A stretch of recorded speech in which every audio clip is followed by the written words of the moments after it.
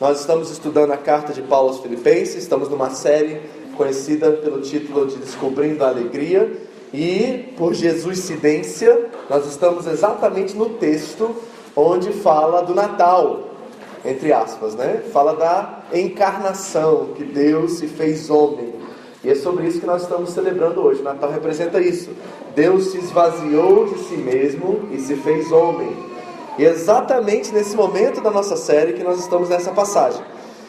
Carta de Paulo aos Filipenses, capítulo 2. Nós vamos ler do 5 até o 11 hoje, que é o nosso texto chave desta manhã. E vamos conhecer um pouquinho mais do caráter de Deus, da pessoa de Deus, e o que esse texto tem a nos dizer. Nós vamos ler todos juntos, ok? Prepara aí na sua versão, não importa, não preste atenção quem está do seu lado. O importante é você ler a Bíblia. Como eu disse, essa prática é fundamental porque muitos não têm tempo de fazer isso durante a semana.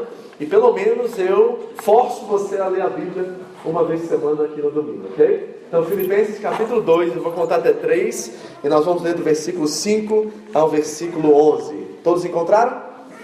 Leia aí na sua versão com voz alta, né, entendendo aquilo que você está lendo. Vamos lá? 1, 2, 3. De sorte...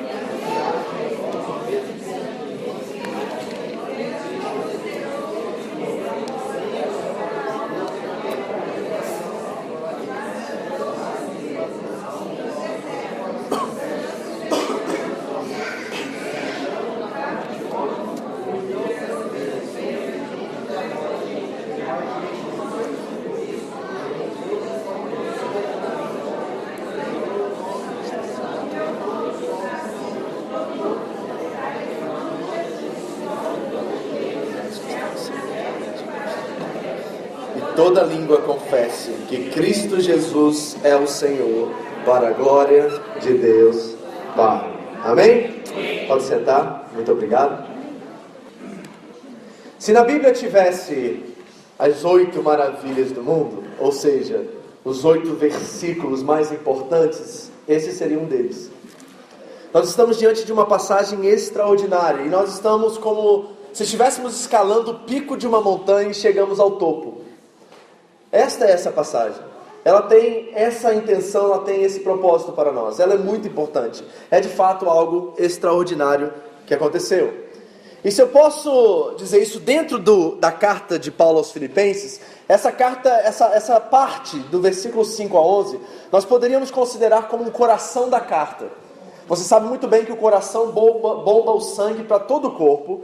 E Filipenses 2, de 5 a 11, seria o coração da carta que está bombando toda a teologia, toda a prática, toda a vida e essência dessa carta que Paulo escreve aos Filipenses. Essa é a importância desses pequenos versículos dentro dessa carta.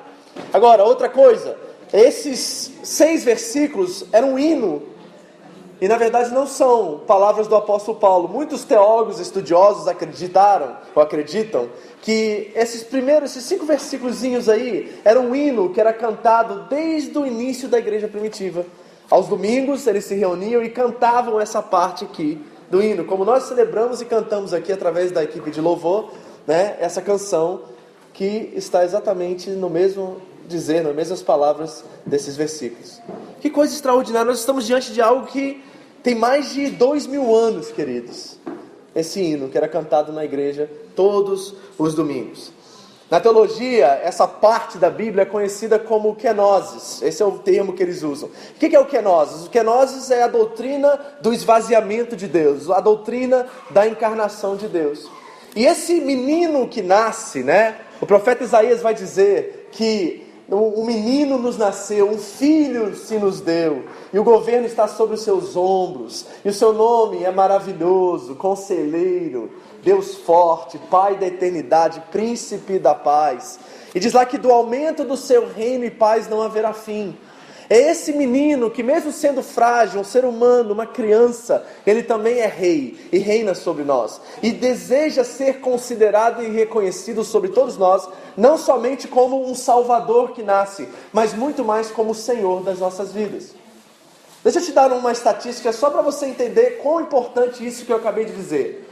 Você sabia que no Novo Testamento a palavra Senhor aparece 747 vezes? E sabe quantas vezes a palavra Salvador aparece? 24. Só no livro de Atos a palavra Senhor aparece 92 vezes. E sabe quantas vezes no livro de Atos a palavra Salvador acontece? 2 vezes. Jesus deseja ser um menino rei. Deseja ser de fato Senhor sobre a nossa história e sobre a nossa vida. Não somente nosso Salvador. Infelizmente, muitos dentro da igreja usam Jesus como um seguro contra o inferno, contra o fogo. Mas Ele não deseja ser somente o nosso Salvador. Porque sendo só o nosso Salvador, não é suficiente. Ele precisa ser Senhor e Salvador. Ele precisa ser maravilhoso na sua vida. Ele precisa ser, de fato, Deus forte, Conselheiro, Deus forte, Pai da eternidade e Príncipe da paz também. Então, o que esses pequenos versículos nos descrevem? Eu quero falar sobre 2 coisas e nós vamos trabalhar um texto aqui um pouquinho. A primeira coisa é a mente de Cristo, e sendo a mente de Cristo, a mente de Deus. E a segunda coisa nos revela o amor de Deus e o amor de Cristo.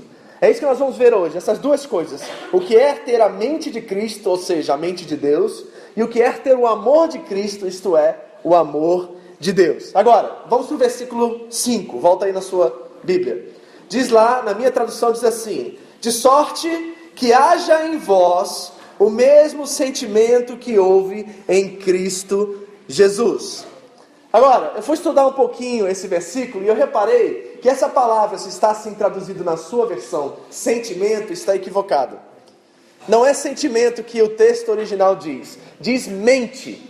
Esta palavra perfeita para encaixar nessa palavrinha no grego aqui, para sentimento, é a palavra mente. Então o que Paulo está expressando? Que todos nós devemos ter a mesma mente, ou seja, a mesma forma de pensar que houve em Cristo Jesus. Nós estudamos semana passada, no versículo 27 do capítulo anterior, que Paulo deseja que a igreja tenha o mesmo modo de pensar, e ele repete isso lá no versículo, preste atenção comigo, no capítulo 2, versículo 2, olha o que ele diz: para que tenhais o mesmo modo de pensar, tendo o mesmo amor, o mesmo ânimo, e ele repete novamente, pensando a mesma coisa. Paulo esqueceu que ele acabou de dizer que nós devemos ter a mesma forma de pensar? Não. Você sabe muito bem que quando a Bíblia repete coisas é porque ela quer enfatizar algo.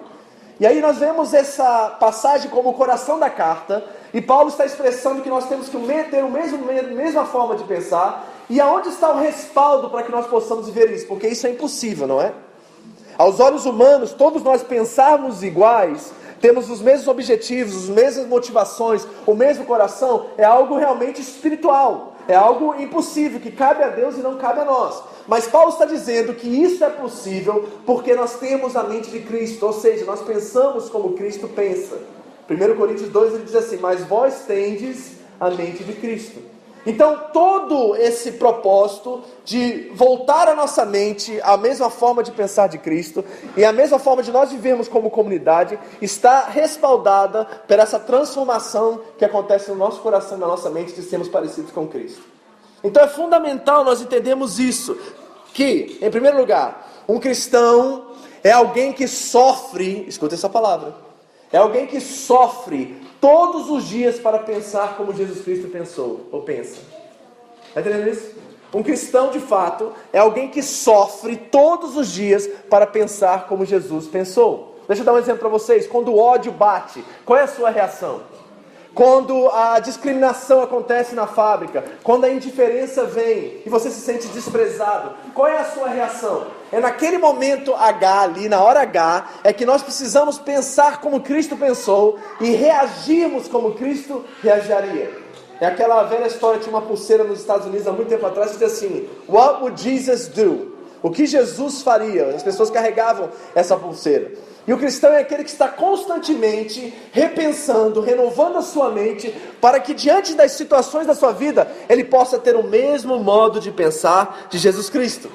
E deixa eu dizer mais do que isso, não só ser cristão é sofrer diante disso, mas ser uma comunidade, ser uma igreja como essa, de pessoas de vários estados do Brasil, de vários países, de vários tipos diferentes de criação, pais, uns foram criados pelos pais, outros foram criados pelos avós, outros não foram criados por ninguém, pela sociedade em si.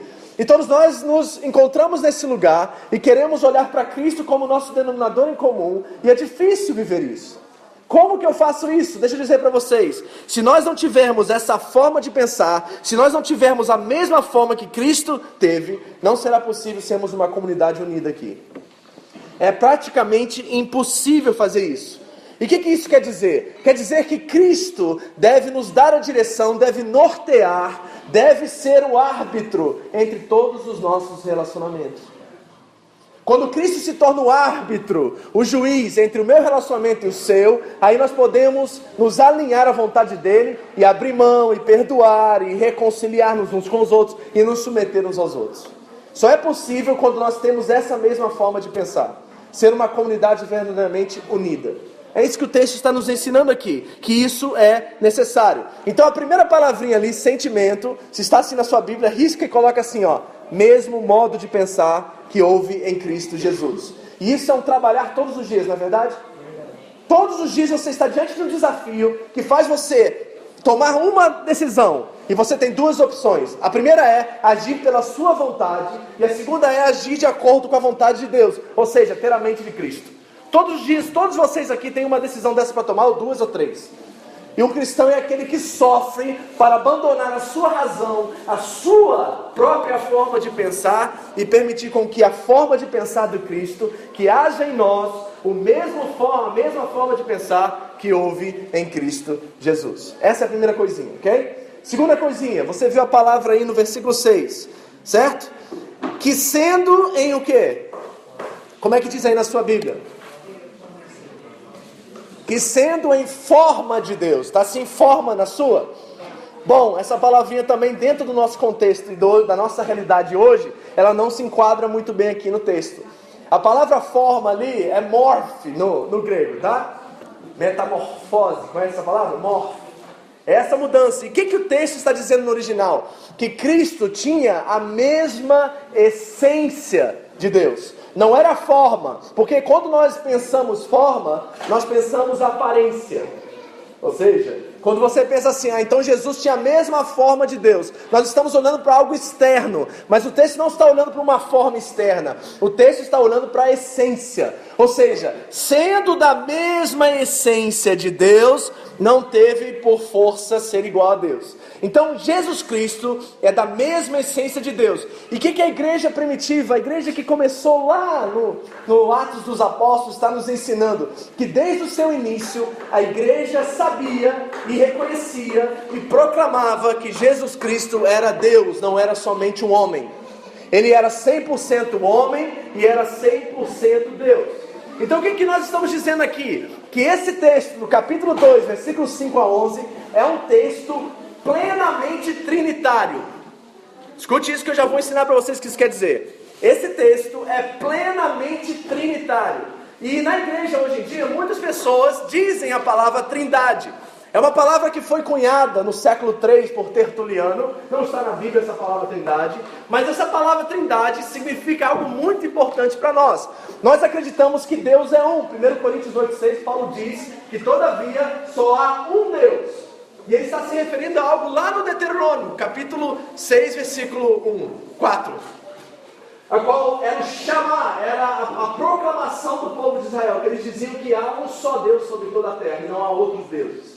E esse é o primeiro mandamento, certo? Então o que nós estamos proclamando? O que é a doutrina da Trindade? A doutrina da Trindade é que nós temos um ser completamente, eternamente Deus, que se manifesta e se revela completamente e eternamente em três pessoas. Ou seja, nós temos um que. O que é Deus? Deus é um. E quem é Deus? Quem é Deus? Deus é três pessoas.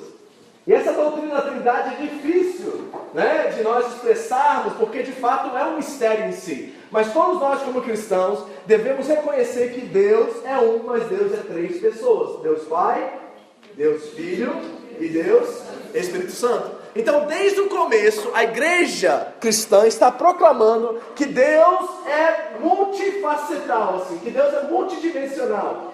Que Deus é mais do que uma pessoa, que Deus é Pai, que Deus é Filho e que Deus é Espírito Santo. Sendo da mesma essência de Deus, não teve por tomar por força ser igual a Deus. A igreja está proclamando que Jesus é Deus. Agora, deixa eu explicar isso mais prático para vocês. Por exemplo, todo mundo conhece aqui o versículo de João 14, versículo 6, conhece? Disse Jesus, Eu sou o caminho, o que mais? A verdade e a vida. E como continua o texto? E ninguém... Ótimo, vocês conhecem o versículo. Agora, a palavrinha depois de ninguém é como? E ninguém? E ninguém? Vem. Você entendeu? E ninguém? Vem. Peraí. Tem alguma coisa errada com isso, não tem? Porque é Jesus, o Filho de Deus, a segunda pessoa da Trindade, que está dizendo que Ele é o caminho, a verdade e a vida, e ninguém vem, não é vai. Estão entendendo aqui alguma coisa ou não? Estão entendendo? Porque se Deus fosse um só e Cristo não fosse Deus, Ele diria que ninguém vai. Mas Ele disse que ninguém vem. E o que Jesus está expressando enquanto Ele diz isso? Que Deus é Deus e há um só Deus. Mas em Deus existem e coexistem eternamente, simultaneamente, 3 pessoas. E eu sou uma delas.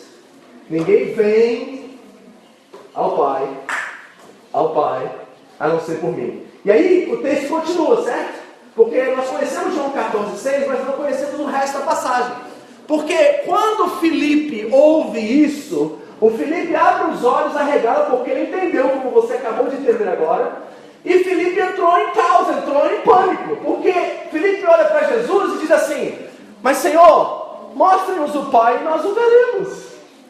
Não foi essa a pergunta aí, talvez, que você faria naquele momento? Porque Jesus está dizendo assim: eu sou o caminho, a verdade e a vida. E ninguém vem. Aí o Filipe diz assim: vem? Como assim vem? Aí o Filipe faz uma pergunta óbvia naquele momento. Então Jesus, mostra-nos o Pai e nós o veremos. E qual foi a resposta de Jesus? Você sabe qual foi a resposta de Jesus? Foi mais ou menos assim, você não precisa abrir para a gente economizar um pouco de tempo. Diz assim Filipe: Filipe, eu estou com você esse tempo todo e você não me vê. Eu estou contigo esse tempo todo e você não reconheceu isso ainda. Então, o que a Bíblia está nos ensinando? Que a doutrina da Trindade é uma questão misteriosa e muito difícil de fato de se explicar. Não tem como de fato se explicar completamente. Mas a Bíblia nos revela que Deus é mais de uma pessoa. Quando toca no Espírito Santo, do livro dos Atos em diante, se refere ao Espírito Santo como uma pessoa. E o batismo pelo qual nós devemos batizar uns aos outros é o batismo no nome do Pai, do Filho e do Espírito Santo. Vocês estão entendendo? Então nós estamos vendo uma passagem que é plenamente, completamente trinitária. E essa distinção é fundamental. Então nós cremos em um Deus, mas nós cremos em 3 pessoas que são eternamente distintas umas das outras, mas têm a mesma essência de Deus. E por isso que o texto diz: sendo da mesma essência de Deus, não teve por força ser igual a Deus. Está entendendo? Então a palavra morph ali, que é essa palavra forma, quer dizer essência e não uma aparência. Ok? Outra palavrinha que surge que é muito importante é essa palavra que na minha Bíblia está escrito: não teve por usurpação. Quem tem algo diferente aí? No seu texto. Como está o seu texto? Alguns dizem assim: não teve por força, ou não tomou por força. Quem diz aí? Dá uma diferença aí, uma tradução diferente. Não considerou. Quem mais? Intenção. Hã? Intenção. Não teve intenção? Essa aí está esquisito. Qual é a outra? Alguém mais? Não tentou ser igual, ficar igual, certo? Tá meio estranho também, mas tudo bem, vai essa aí. Porque igual em essência ele era, certo? Mas não em pessoa. Então, essa palavrinha usurpação, ela é muito interessante. É um verbo que no grego original quer dizer roubou. O verbo no original quer dizer roubar. Ou seja, Jesus não roubou a sua autoridade, não roubou a sua identidade, não roubou aquilo que ele era. E quando a palavra descreve roubar, ela está dizendo que Jesus, de certa forma, abriu mão de certas prerrogativas da sua divindade. Ele era 100% Deus e 100% homem. Pastor, dá um exemplo para mim que ele era 100% Deus. Você lembra quando ele se encontrou com Natanael? E Natanael se apresenta a Jesus. Jesus olha para Natanael e diz assim: nunca vi um judeu tão fiel em toda Jerusalém, em todo Israel. Aí o Natanael fala assim: como é que você me conhece? Ele diz assim: eu te vi sentado debaixo da árvore. Onisciência, onipresença. Então Jesus, em muitos momentos da Bíblia, ele ressuscita Lázaro, por exemplo. Ele tinha poder sobre a ressurreição e sobre a vida. Então nós vemos onipotência, nós vemos onipresença e nós vemos onisciência o tempo todo. Mas em certos momentos ele abria mão dessa prerrogativa divina para ser verdadeiramente 100% homem como eu e você. Que coisa extraordinária, o Deus do universo condense a tal momento de se tornar um ser humano limitado como eu e você. E diz a Bíblia que em tudo ele foi tentado, você sabe disso, né? Jesus foi tentado em todas as áreas, e nenhuma delas pecou, mas em tudo ele foi tentado. Então o que nós estamos dizendo aqui? Que Jesus não é somente divino, mas é homem. E o físico para Deus é muito importante. Por exemplo, a carta de 1 João é toda escrita para um povinho daquela época de João, a qual acreditavam que tudo que era físico, matéria, era pecado, era ruim, era sujo e não deveria se tocar. Tudo que é considerado matéria ou físico naquela época era considerado como sujeira, como pecado, e era impossível que Deus se tornasse homem, porque se tornar físico e matéria é se tornar imundo, é se tornar menor, é se tornar sujo. E João escreve toda a sua carta de 1 João condenando esse tipo de filosofia, esse tipo de pensamento. Porque para Deus o físico é tão importante quanto o espiritual. Vou repetir, tá? Porque isso aqui é importante vocês entenderem. Para Deus o físico é tão importante quanto o espiritual. E o fato é que quando nós nos convertemos e nos tornamos cristãos, nós não estamos nos tornando mais espirituais. Nós estamos já espirituais e nós estamos nos tornando cada dia mais humanos, como humanos devem ser. Jesus Cristo era um ser humano como o ser humano devia ser. E essa construção, essa imagem conformada de Cristo, é uma imagem que já é espiritual, porque a alma, o espírito já está salvo, já está pronto. É a carne que é fraca. Vocês estão entendendo? O espírito de Jesus está pronto, mas a carne é fraca. Então nós estamos em construção e trabalhar em santidade da nossa carne. Então não é ser espiritual que nós estamos buscando, é sermos mais humanos. Porque espirituais nós já somos. E para Deus as duas coisas, tanto o físico quanto o espiritual, são tão importantes quanto uma como a outra. Sabe por quê, queridos? Porque se nós buscarmos uma postura de sermos espirituais, nós vamos nos tornar religiosos. E sabe qual é o problema dos religiosos? Eles não consideram a terra, eles estão todos esperando um arrebatamento para Deus explodir esse negócio e acabar com isso logo. Eles não têm preocupação com a ecologia, não têm preocupação com os animais, não têm preocupação com o oxigênio na terra, não têm preocupação com nada. Porque para eles, quanto mais rápido a terra explodir, mais rápido Jesus volta. Conhece algum assim? Conhece alguém assim? Aí não vejo a hora de Jesus voltar e acabar com todos esses terroristas, tá com uma bomba aí e acaba com esse negócio todo. Por quê? Porque para eles salvação é sair da terra e ir para o céu, mas para a Bíblia não é isso que diz. A Bíblia diz que a terra será transformada, e está esperando, aguardando com dores de parto a revelação dos filhos de Deus. Espera aí, nós estamos falando de duas coisas completamente opostas umas à outra. Então, o perigo do religioso é que ele não cuida da ecologia, não cuida do mundo, não está preocupado com o recycle, de guardar pet, de fazer essas coisas, porque para ele, quanto mais rápido ele estragar o mundo, mais rápido acontecem as coisas. E o outro problema é o irreligioso. O irreligioso está do outro lado da moeda. Por quê? Porque eles adoram tudo que é físico. O religioso adora tudo que é espiritual, então ele abandona tudo da terra. O irreligioso, aquele que não quer nada com a religião, ele quer tudo que é matéria e tudo que é fixo. Então o prazer dele é o sexo, o prazer dele é as coisas que a carne atrai. E o que Deus está nos dizendo aqui é porque Deus se tornou homem, se tornou físico. Nós temos que aprender a encontrar um equilíbrio, reconhecendo que já somos espirituais porque o Espírito está pronto, e começamos a viver no centro. O Evangelho nos leva para o centro, ou seja, eu sou responsável pela terra. O mandamento de Gênesis 1:26 também é meu. Eu tenho que dominar e cultivar e governar a terra, mas eu também sei que isso aqui não é tudo. E eu sei que há um novo céu e uma nova terra me esperando, e a minha presença e o meu desfrutar da presença de Deus é tão importante quanto o meu cuidar das coisas que Deus me deu. Esse equilíbrio é que o Evangelho traz para nós. Eu cuido da terra, mas eu sei que a terra não pode se tornar um ídolo para mim. Então eu amo os animais. Os amigos dos animais aqui, eu sei que tem bastante, certo? Mas não deixe seu cachorro se tornar Deus. Amém, André? Meu amigo,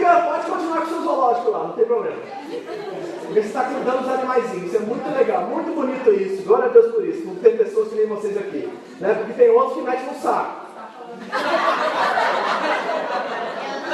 Não sei quem é. Mas o cristão, porque ele vive o evangelho, ele tem equilíbrio e balanço. Ele é sábio, ele é sóbrio. E ele cuida das coisas que Deus lhe deu, mas ele também preza pelas coisas espirituais, na qual o relacionamento com Deus dele cresce a cada dia. Então o físico é tão importante quanto o espiritual. Por que isso é importante, pastor? Porque a datação, gente, escute isso, que isso aqui é muito importante. A datação desse hino, desses versículos aqui, vai para os primeiros 10 anos da igreja primitiva. Então, mais ou menos no ano 30 e pouco, 40 por aí, esse versículo, esse canto, esse hino surgiu no meio da igreja. E eles começaram a proclamar essa mensagem que Deus era homem. E que Deus desceu, e Deus se tornou humano, e Deus veio nos resgatar. Ele não era um ser humano como qualquer outro ser humano, porque em nada havia pecado, mas ele era totalmente ser humano. E Deus quis se manifestar dessa forma para nós. Por que que isso é tão importante para nós? Porque o Cristo que se manifestou como Deus para nós, que teve encontros extraordinários com pessoas e tocou nelas, e se manifestou a elas de forma física, plena, abraçou, beijou, comeu com elas, né? E curou cada uma delas. É um Deus que, quando entra na nossa história, e muda a nossa história, e muda a nossa vida, Ele faz algo tão tremendo e tão impactante que nós nunca mais somos os mesmos. Posso dizer uma coisa para vocês com toda a convicção do mundo? Não dá para gostar de Jesus. Não dá para achar Jesus um cara legal que a gente vai de vez em quando encontrar com ele. Se Jesus é de fato Deus, e a igreja primitiva proclamava ele como Deus, e como eu disse para vocês, sendo a segunda pessoa da Trindade, se manifestando em homem, se ele é realmente tudo isso, e viveu essa vida exemplar, perfeita, de tal grandeza e tamanho, que judeus acreditaram nele. Queridos, deixa eu dizer uma coisa para vocês que é muito importante. Se Jesus tivesse vindo em carne, numa cultura romana, todo mundo teria recebido ele sem problema algum. Porque dentro da mitologia romana e grega, homens viravam deuses o tempo todo. E até tinham relações sexuais com seres humanos. Era comum naquela cultura pagã daquela época, terem seres que tinham cara de Deus, face de Deus. Os imperadores, após a era cristã, todos eles foram considerados como deuses, eram homens. Então nascer na cultura romana, nascer na cultura grega, seria algo comum, e todos aceitariam Jesus. Mas aonde Jesus veio nascer? No meio de uma cultura judaica, a qual qualquer ídolo, qualquer face, qualquer homem que quer se tornar Deus, seria considerado como maldição e seria considerado como blasfêmia. E Jesus nasce exatamente na cultura onde todos eles acreditavam que jamais Deus poderia ser um homem. E aí vem Jesus fazendo os milagres que ele fez. Até o próprio João Batista duvidou se ele era realmente Deus. Vocês lembram disso? Vai lá e pergunta para ele se realmente ele é aquele que há de vir ou devemos esperar por outro. Aí Jesus, o que Jesus faz? Jesus vai lá para Isaías 61 e diz assim, ó, os cegos estão sendo curados, as pessoas estão sendo curadas, está tudo acontecendo, olha os milagres que eu estou fazendo, porque eles apontam para quem eu sou. Ele nasce bem dentro de uma cultura judaica, a qual qualquer homem que seja considerado como Deus era considerado anátema ou maldição. E quem foram os primeiros convertidos? Judeus. A igreja primitiva, os apóstolos eram todos judeus, e para eles era um absurdo o homem ser considerado Deus. O que será que esse homem tem? O que será que ele fez que transforma toda a cosmovisão de um povo e aponta para ele como verdadeiramente Deus? Então deixa eu dizer para vocês uma coisa. Não dá para gostar de Jesus, gente. Se você está aqui hoje, você acha Jesus um cara legal, se você acha Jesus um profeta, se você acha Jesus qualquer título e qualquer coisa, se ele não for Senhor, se ele não for Deus sobre a sua vida, não vale a pena segui-lo. Porque ele vai ser mais uma modinha que a gente vai entrar. Ele vai ser mais uma coisinha que vai resolver algumas situações da nossa vida, como o casamento você achou que resolveria, como uma bênção financeira você achou que resolveria, como uma cura de um câncer você achou que resolveria. Mas todos nós sabemos que as mazelas, as dificuldades desse mundo podem até ter soluções temporárias, mas depois volta outra coisa pior do que essa. E nós continuamos vazios, nós continuamos buscando respostas, e nada disso sacia a nossa fome e a nossa sede. Se Jesus é Deus, A única forma legítima de responder a isso é servindo e seguindo e entregando totalmente a sua vida a Ele. Não tem outra resposta, igreja.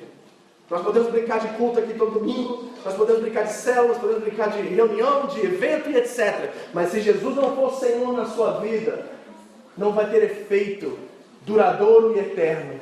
Talvez você vai usar Jesus para algumas situações que vão trazer alguns resultados temporários, pela misericórdia de Deus, que Ele é muito bom. Mas para você ter uma mudança radical, encontrar sentido, encontrar propósito, encontrar vida, você precisa reconhecer Ele não somente como seu Salvador, e não somente como um seguro contra fogo, mas como Deus. Assim como esse título diz, assim como a igreja acreditava, e assim como através da ressurreição Ele provou. Sendo da mesma essência de Deus, não teve por força ser igual a Deus. Posso dizer uma coisa para vocês? Só 3 tipos ou 3 categorias de pessoas apresentaram-se a Jesus na época que Ele andou sobre a terra. A primeira era aqueles que odiavam eles. Eu não sei onde você se encaixa nessas categorias, tá? Mas preste atenção. O primeiro tipo, ou o primeiro grupo de pessoas que eu reconheço nas Escrituras, dos encontros que Jesus teve com os seres humanos, a primeira categoria eram pessoas que odiavam e tentavam matar Ele. Esses eram os fariseus, esses eram os religiosos da sua época. Odiavam suas palavras porque contradiziam, ou na verdade, elevavam o patamar da lei a um lugar onde ninguém alcançava, e os fariseus viviam debaixo daquele código de 613 leis, a qual eles seguiam com fidelidade e lealdade todos os dias. E quando Jesus olha para ele e diz assim: você acha que matar o seu irmão é pecado? Eu digo para vocês, se você somente no seu coração odiou ele, você já cometeu o pecado. Ouviu isso? Aí os fariseus olham para aquilo e falam assim: é demais para a gente. Esse cara está falando algo que é inalcançável para nós. E eu quero uma religião a qual eu possa cumprir. Eu quero uma religião a qual eu possa fazer. E eu possa ter a minha consciência limpa quando eu apresento a Deus à noite. Porque você lembra da oração do publicano e do fariseu? O fariseu batia no peito e orava: eu dou meu dízimo, eu faço isso, eu faço aquilo. Deus, me abençoa. Mas o publicano, o pecador, olhava para o chão e dizia: Deus, tem misericórdia de mim que sou pecador. E Jesus olhou para os dois, olhou para os discípulos e disse: qual dos dois foi justificado? Aí Jesus disse: este, porque ele reconheceu a condição dele, que era inalcançável de se chegar a algum lugar de receber a Deus ou ter Deus na vida dele. A religião do publicano era inalcançável e dependia completamente da graça. Alguém está entendendo alguma coisa aqui hoje? Porque eu espero que sim. Porque isso aqui é fundamental para você. Então a primeira categoria era aqueles que odiavam e tentavam matar. Segunda categoria, aqueles que tinham medo e corriam dele. Lembra do jovem rico? Jesus, faço todas as coisas de acordo com a lei. O que eu faço para herdar a vida eterna? Jesus olhou para ele e disse assim: pega todo o seu dinheiro e dá aos pobres e vem me seguir. O que ele fez? Baixou a cabeça e foi embora. Correu. Demais, Jesus. Isso aí você está me pedindo a minha vida. E a minha vida eu não quero te dar. Eu só quero te dar aquilo que eu posso. A segunda categoria é pessoas que tinham medo dele e corriam dele. E a terceira categoria eram pessoas que eram profundamente impactadas por ele e seguiram ele por toda a sua vida. Posso dar alguns exemplos? Maria Madalena, a mulher jogada aos pés de Jesus, pega em flagrante de um adultério. Jesus olhou para ela e disse assim: vá e não peques mais. Se essa mulher foi? Não, ela permaneceu com ele o resto da vida. Até a morte dele estava lá Maria. Quer ver outro? Zaqueu. Zaqueu, um ladrão de primeira categoria, rico, chegou diante de Jesus e a vida dele foi tão transformada que ele disse que devolveria tudo aquilo que roubou 4 vezes mais. Nicodemos, o chefe da sinagoga, o chefe dos fariseus, olhou para Jesus e disse assim: como pode um homem voltar ao ventre da sua mãe após ter nascido? E Jesus disse para ele: se não nasceres de novo, não verás o reino dos céus. Nicodemos estava lá, depois que Jesus foi crucificado, junto com José de Arimateia, seguindo ele até o fim. Todas as pessoas na Bíblia que tiveram um encontro com Jesus, nunca mais permaneceram as mesmas. Tem alguém aqui que já teve esse encontro e nunca mais é o mesmo? Amém. Você já experimentou esse Jesus aí? Ele já é Senhor e Salvador da sua vida? Eu quero dizer para vocês que se Ele não for, não vale a pena segui-lo. Porque Ele vai se tornar mais um guru da nossa vida. Mais um Facebook. Mais uma corrente de PowerPoint no final de semana. Está entendendo? Jesus não pode ser guru. Jesus não pode ser profeta, não pode ser palestrante de motivação.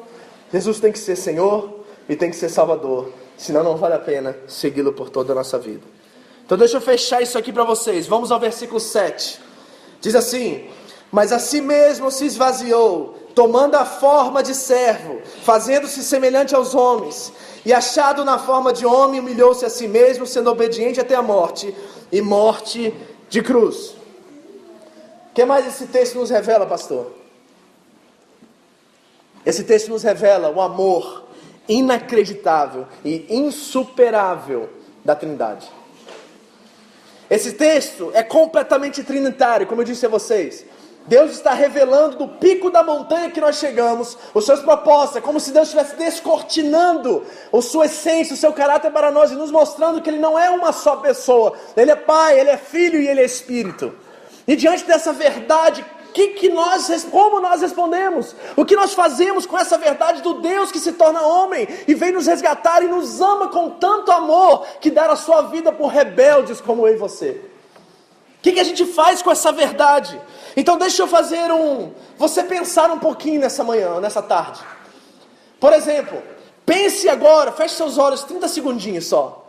Eu quero que você pense agora no Criador do Universo. Pense nas galáxias, pense nas estrelas, pense na proporção, do tamanho, da grandeza, da magnitude do universo. A nossa galáxia é uma delas, tem milhares e milhares de galáxias, com milhares e milhares de planetas, milhares e milhares de estrelas. E eu quero que você entenda que o Criador do Universo está acima disso, é maior do que todas essas coisas. Comece a contemplar aí na sua imaginação quem é essa pessoa. Você consegue? Você consegue contemplar ou imaginar ou ter uma simples imagem desse Criador? Alguém aqui consegue descrever para mim o tamanho dele? Dizer como ele aparece, como ele é? Você consegue entender a grandeza e o tamanho do nosso Deus? É incrível isso, queridos. É impossível você descrever. É impossível você pensar. Imagine o tamanho desse Deus, que tem as estrelas todas contadas por nome. Pensa no tamanho do nosso Deus. Agora, por um segundo, pense nesse Criador agora, nessa pessoa que eu fiz você imaginar agora. Pense ele se limitando, se tornando pequeno, ao ponto de se tornar um ser humano.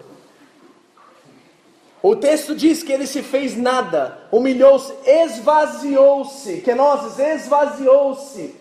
O que é esvaziar, pastor? É se fazer nada. A Bíblia diz que ele era rico e se fez pobre, e se fez nada. Agora imaginem essa magnitude, esse tamanho, essa monstruosidade no bom sentido do nosso Deus. E imaginem ele agora condensando e se tornando um bebê, uma criança, um ser humano. Jesus perdeu a sua honra para alcançá-la. Jesus desceu para subir. Jesus adquiriu sua identidade pelo serviço e servindo algo ou maior, alguém maior do que ele. Imagine nesse ser se transformando agora num ser humano pequeno. E agora pense nesse mesmo ser humano agora. E a única razão dele descer, a única razão dele se tornar humano é para morrer de forma cruel e absurda numa cruz por mim e por você. Vai descer esse degrau, eu estou levando você lá no 10º degrau. Vai descendo, lá está Deus, acima de todos os céus, acima de todas as coisas, grande, impossível de contar, imensurável.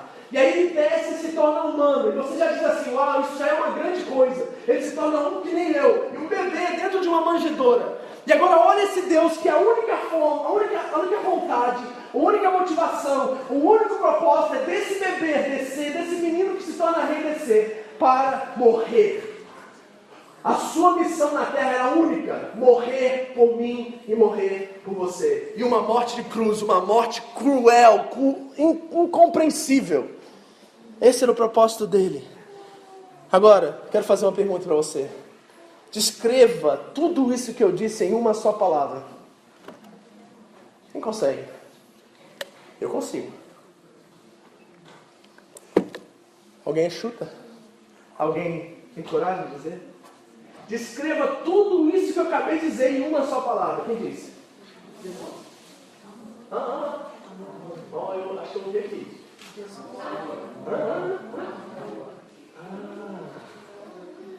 É amor, né? É amor. Se nós fôssemos descrever tudo isso em uma só palavra, é amor a palavra? Eu acho que é. Sabe por quê, queridos? Deixa eu dizer uma coisa para vocês, que é importante sobre essa questão da Trindade. Deus não precisava fazer em você. Olha para o seu lado, eu não sei como você vai dizer assim, ó, Deus não precisa de você. Aí diz assim, com uma cara assim de santo, assim, diz também assim, ó, você sabia que Ele nem precisava fazer você? Você não precisava existir. Agora, presta atenção nisso aqui, que isso aqui é fundamental nessa questão da Trindade, tá? Presta atenção que isso aqui é um ponto crucial, ok? Todas as outras religiões do mundo dizem ter um Deus que ama. Por exemplo, o islamismo vai dizer que Deus é amor. A pergunta que eu faço para os meus amigos muçulmanos, que eu encontro às vezes na Universidade de Nagoya, é o seguinte: se Deus é amor e você diz que Ele é amor e o Corão diz que Ele é amor, quem Ele amou antes da eternidade? Quem Ele amou antes de criar cada um de nós? Quem foi que Deus amou antes de criar a mim e a criar esse mundo? E a boca cai porque não tem resposta. Mas nós temos. Nós, cristãos, que acreditamos na Trindade, nós temos resposta nisso. Sabe por quê? Nós acreditamos que Deus é um, mas acreditamos que Deus é Pai, Filho e Espírito Santo. E na dança da Trindade no céu, antes de criar todas as coisas, havia entre eles amor pleno e perfeito. Eles não precisavam de nós, porque entre eles havia amor suficiente, havia plenitude de amor.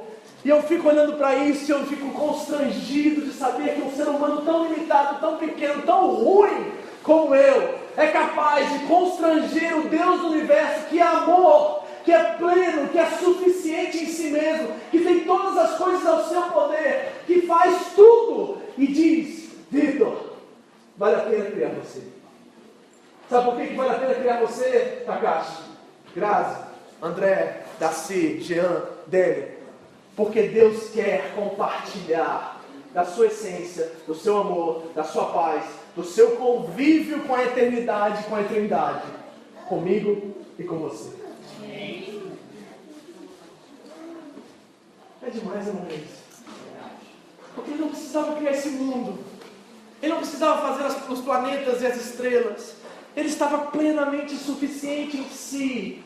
Eles dançavam e se amavam por toda a eternidade, Pai, Filho e Espírito Santo. E de repente, no coração deles surgiu um amor, a qual eles desejavam compartilhar comigo e com você. E na hora em que eles decidiram, vamos criar o mundo, Jesus levantou a mão e disse assim: então nós vamos ter que criar a cruz. Porque a Bíblia diz em Apocalipse 13:8, que antes da fundação do mundo, Deus já tinha dado a cruz. Então quando o Pai disse: haja luz, Jesus gritou do outro lado: haja cruz. Porque Ele já sabia, por ser Deus onisciente, que nós nos rebelaríamos contra Ele. Ele já sabia que nós viraríamos a cara contra Ele e queríamos ser nosso próprio Deus. Ele já sabia, queridos. E mesmo assim decidiu criar, e mesmo assim decidiu compartilhar, e mesmo assim decidiu amar. Então, o que é amor, pastor? Vamos falar sobre amor, então? Porque a gente tem termos e definições de amor muito equivocadas. Deixa eu dizer para você como que o amor se revela e como que o amor se define de acordo com a Trindade. Primeira coisa, definição de amor. O que é amor? Amor só é amor verdadeiro quando ele se define no outro.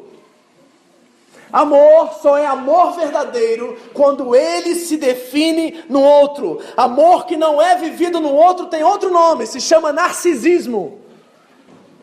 O amor só toma a sua definição completa quando ele é expressado, vivido a partir do outro. Porque ele necessita, por definição, ser recíproco. Amor sem reciprocidade não é amor, é manipulação. É narcisismo. Agora pensa, porque Deus amou o mundo de tal maneira que deu seu Filho unigênito, para que todo aquele que nele crê não pereça, mas tenha vida eterna. Como é que Deus expressa o seu amor por nós no versículo? Deus deu. O amor se define no dar, no compartilhar, no viver a partir do outro. Essa é a definição de amor de acordo com o texto, de acordo com a Trindade.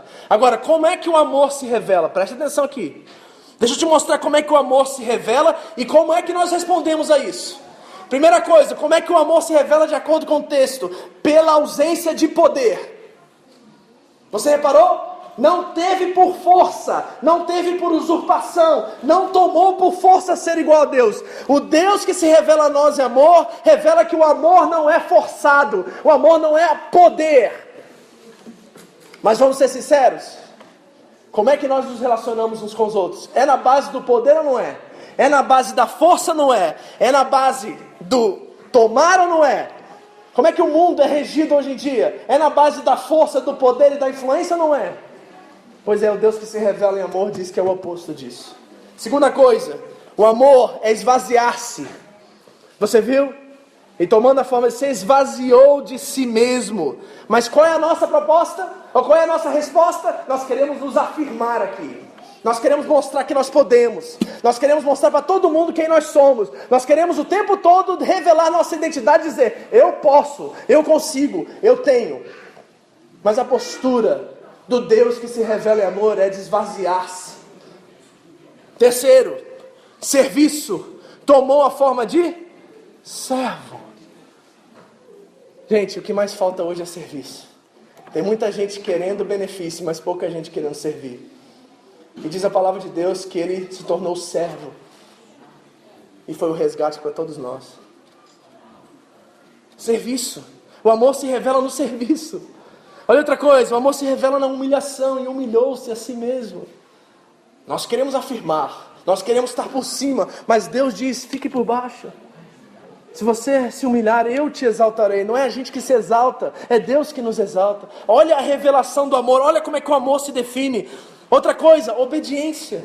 Amor se refere à obediência. Você pode não gostar disso, mas diz que ele foi obediente até a morte.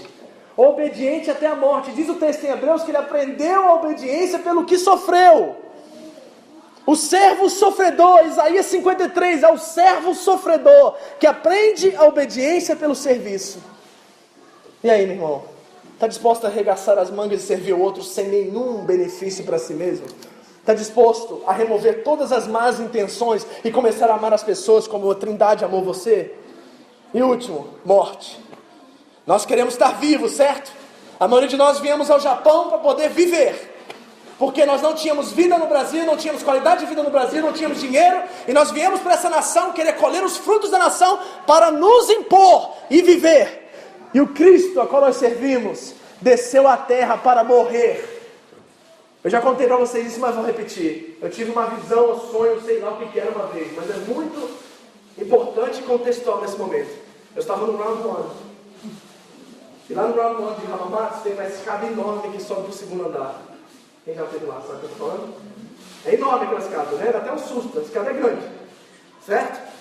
E eu me vi entrando no Round 1 e comecei a subir aquela escada rolante. Quando eu estou no meio da escada rolante, eu olho para o lado e Jesus está descendo. Aí eu olhei para Jesus, estranhei aquilo, e ele olhou para mim e disse assim: Vitor, caminha para baixo, não é para cima. Eu acordei do sonho. E quando eu acordei do sonho, eu falei assim: meu Deus, por que eu vivo me impondo? Por que eu vivo querendo que as pessoas me aceitem? Por que eu vivo esse complexo de inferioridade constante na minha vida, a qual eu quero os likes, a qual eu quero aceitação, eu quero me mostrar, eu quero me apresentar e me afirmar diante de todos. Quando Cristo, que é o Senhor do universo que se torna homem, desce e morre e sofre a dor de todos nós. A partir daquele momento, essa igreja começou a ouvir sobre amor, serviço e graça. E nunca mais voltamos àquela questão de conquista, e você pode, e Deus vai fazer por você. E você sabe que a nossa linguagem mudou depois daquela visão. Porque eu entendi que o caminho do Cristo é um caminho de descida e não de subida. O caminho de Cristo é um caminho de serviço e não de ser servido. O caminho de Cristo é um caminho de morte, não de vida. Porque é na morte que a semente morre e dá fruto. E nós temos que morrer para que através da nossa morte muitos possam conhecer a vida. Para terminar, pastor, finaliza aí para a gente, por favor, eu sei. Abra sua Bíblia comigo em 1 João capítulo 4. Porque eu quero mostrar para vocês o que é essa mesma forma de pensar, o que era esse mesmo jeito de ser. Primeira carta de João, lá no finalzinho da sua Bíblia, capítulo 4.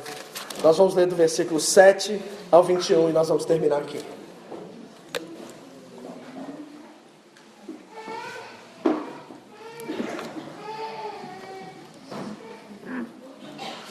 1 João capítulo 4, 7 a 21. Acharam? Tem alguém aí perdido ainda? 1 João 4, 7 a 21. Preste atenção nas palavras, porque são palavras para você hoje. Porque o título aqui no meu cabeçalho desse texto é Deus é amor. Preste atenção. Amados, amemo-nos uns aos outros, pois o amor é de Deus. E quem ama é nascido de Deus e conhece a Deus. Essa é a nossa identidade. Aquele que não ama não conhece a Deus, porque Deus é amor. Nisto se manifestou o amor de Deus para conosco, em que Deus enviou o seu Filho unigênito ao mundo, para que por meio dele vivamos. E nisto está o amor, não em que nós tenhamos amado a Deus, mas em que Ele nos amou e enviou o seu Filho como propiciação pelos nossos pecados. Amados, se Deus assim nos amou, nós também devemos amar uns aos outros. Ninguém jamais viu a Deus, mas se amarmos uns aos outros, Deus está em nós, e em nós é aperfeiçoado o seu amor. Nisto, conhecemos que estamos nele e ele em nós, por ele nos ter dado do seu Espírito. E vimos e testificamos que o Pai enviou o seu Filho como Salvador do mundo. E todo aquele que confessar Jesus é o Filho de Deus, Deus está nele e ele em Deus. E nós conhecemos e cremos no amor de Deus que tem por nós. Deus é amor. E quem está em amor está em Deus e Deus nele. E nisto é aperfeiçoado em nós o amor, para que no dia do juízo tenhamos confiança, porque qual Ele é, somos nós também neste mundo. No amor não há medo. Antes, o perfeito amor lança fora o medo, porque o medo produz tormento, e aquele que teme não é aperfeiçoado em amor. Nós o amamos porque Ele nos amou primeiro. E se alguém disser eu amo a Deus e odiar o seu irmão, é mentiroso, pois aquele que não ama o seu irmão, a quem viu, como pode amar a Deus a quem não viu? E dele temos este mandamento, que quem ama a Deus, ame também o seu irmão. Eu tenho uma pergunta só para finalizar e nós orarmos. Eu quero chamar a equipe de louvor para cantar aquela canção que nós cantamos aqui já. Voltando lá para Filipenses, o texto do versículo 10.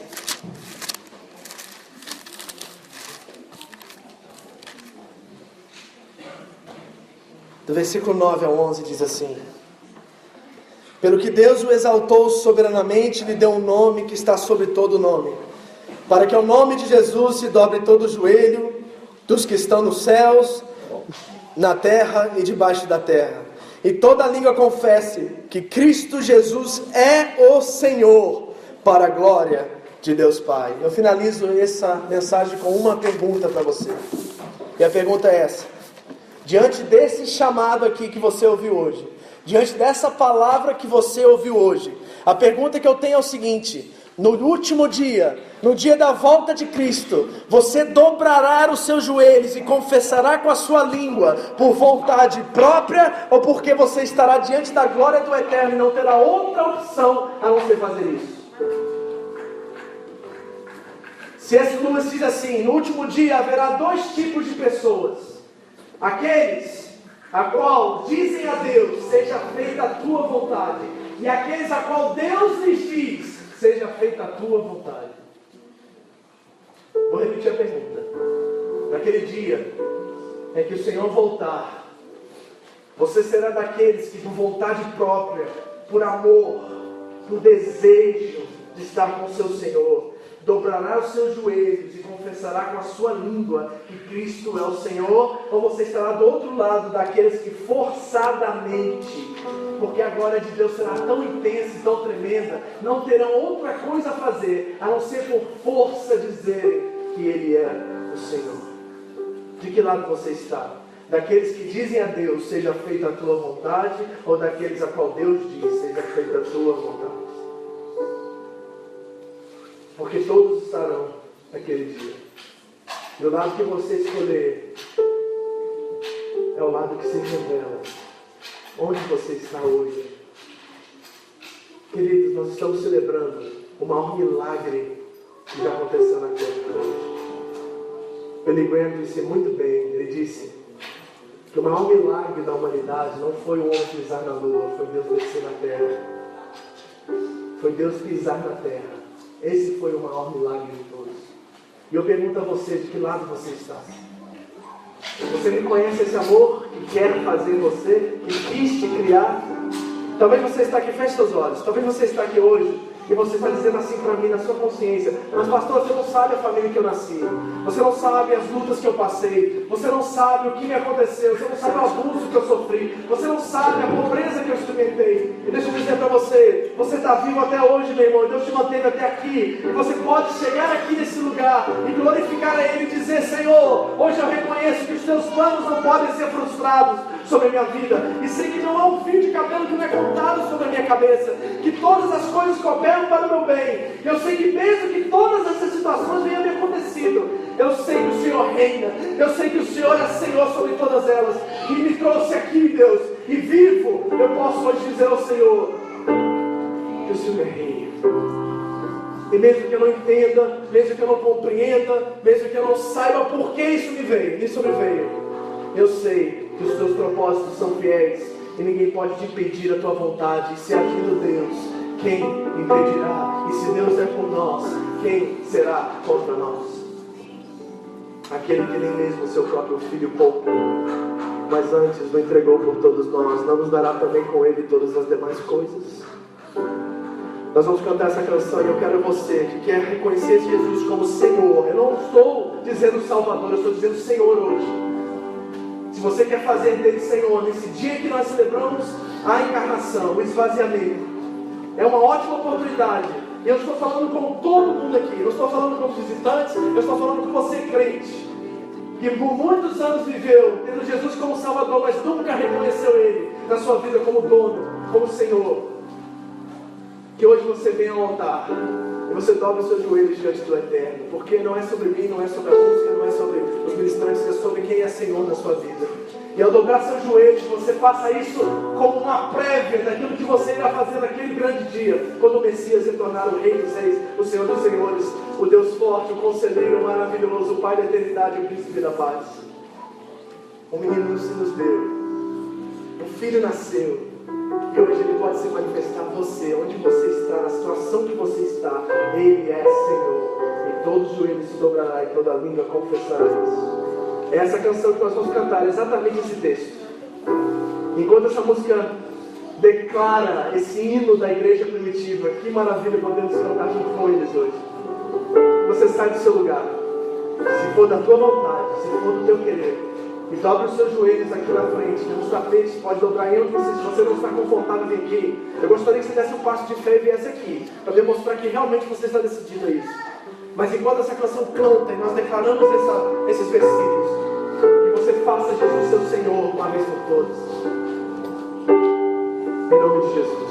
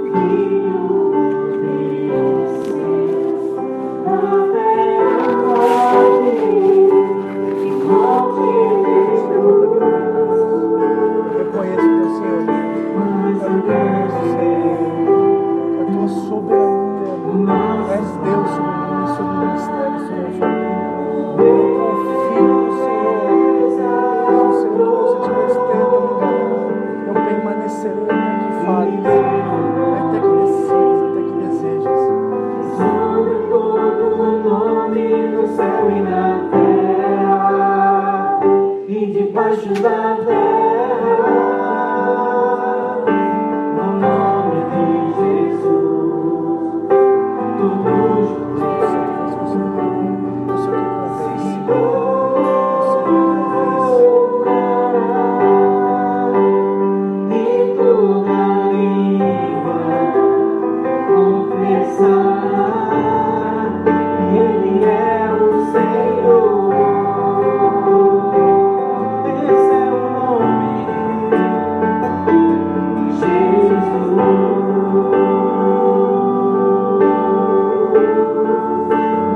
sobre todo nome, nome sobre todo nome. Declaro Jesus, tu és Jesus, nome sobre todo nome, nome sobre todo nome.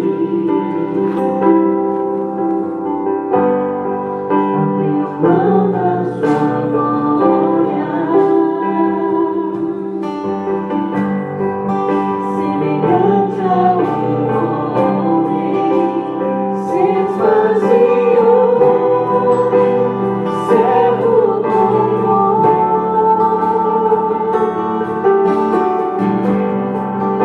assim mesmo se humilhou,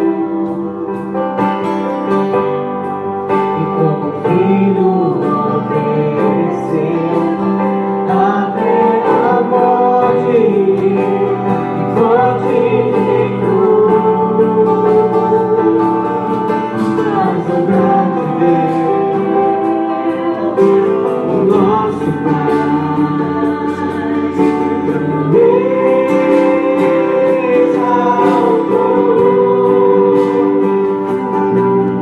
Ele deu o nome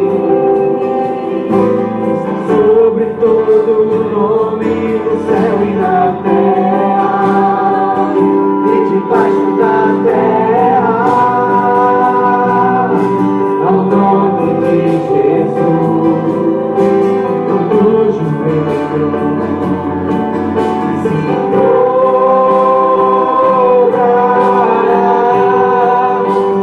e toda língua confessará que Ele é o Senhor. Esse é o nome, diga Jesus,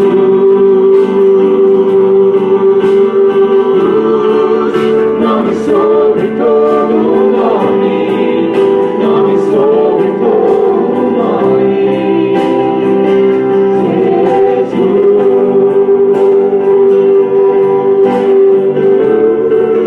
Nome sobre todo nome, nome sobre todo nome. Jesus,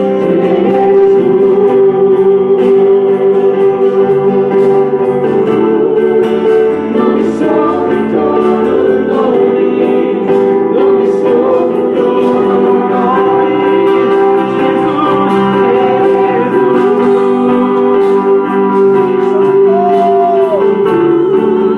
Nome sobre todo nome, nome sobre todo nome. Seu nome é maravilhoso, conselheiro, Deus forte, Pai da eternidade, príncipe da paz. Seu nome é maravilhoso, conselheiro, Deus forte, Pai da eternidade, príncipe da paz. Seu nome é maravilhoso, conselheiro, Deus forte, Pai da eternidade, príncipe da paz. Seu nome é maravilhoso, conselheiro, Deus forte, Pai da eternidade, príncipe da paz. Escute, ele é grande. O que Criador do universo se fez homem por mim e por você. Que Deus é esse, igreja? Que Deus tremendo é esse, igreja? Ele está aqui. Ele está aqui e vive. Nós não servimos um Deus de barro, de estátua, de concreto. Nós servimos um Deus vivo. Jesus está aqui entre nós. Ele está aqui. Ele prometeu que não nos deixaria até a consumação dos séculos. Ele está aqui, igreja. Ele está aqui. Ele ainda cura. Ele ainda restaura. Ele ainda reconcilia. E deixa eu dizer uma coisa para vocês que é muito forte no meu coração. Todos nós vamos à igreja às vezes e nós estamos desejosos por milagres. E isso é legítimo. Não é ruim isso, não está errado isso. Mas posso dizer para vocês, diante do que eu peguei hoje, sabe o que é para mim o maior milagre de todos? Um dos maiores, vamos dizer assim. É quando aquilo que o texto diz se cumpre. E sabe como se cumpre? Quando essa verdade que nós ouvimos e foi proclamada hoje se torna verdade em nós, e nós como igreja começamos a pensar do mesmo jeito, e começamos a pensar como Cristo pensou. Sabe, queridos, já vi pessoas levantando de cadeira de rodas, já vi outros serem curados da surdez aqui mesmo nesse ministério, já vi pessoas sendo curadas de vários tipos. Minha mãe foi curada de câncer, mas até hoje minha oração todos os dias é que nós nos tornamos um com Ele, porque esse é o maior milagre de todos. Que nós possamos sair daqui com a mesma forma de pensar que houve em Cristo Jesus. Que nós saímos daqui olhando para Cristo, autor e consumador da nossa fé, que não negou a cruz, mas viu o gozo lá na frente, a alegria lá na frente de morrer por nós. Se nós pudermos sair daqui hoje pensando a mesma coisa, tendo Cristo como Senhor e denominador em comum e árbitro entre nossos relacionamentos, um milagre aconteceu aqui nessa manhã. É maior do que levantar de cadeira de roda, querido, porque requer que o nosso orgulho caia por terra, requer que os nossos achômetros caem por terra, requer que nossa forma de criar, ser criado, caia por terra, que a nossa identidade que foi gerada pela sociedade caia por terra, mas que nós sejamos um e tenhamos a mente de Cristo. Isso é um milagre.